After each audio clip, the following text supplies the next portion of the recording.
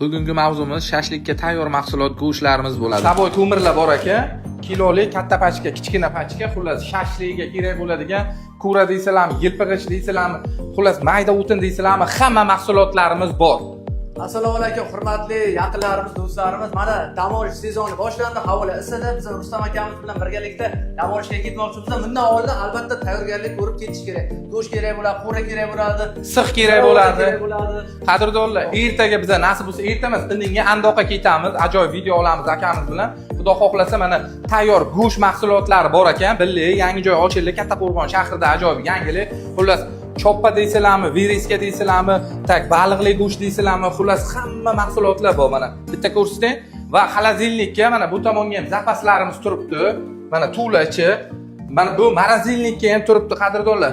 Qanaqa go'sht mahsulotlari kerak bo'ladigan bo'lsa, pastga raqam yozib qoldiramiz. Kattaqo'rg'onlik aka-ukalar uchun ajoyib yangilik. Bemalol raqamlarga telefon qilib dastlabki aytishlaringiz mumkin. Lokatiyani ko'rsatamiz sizlarga.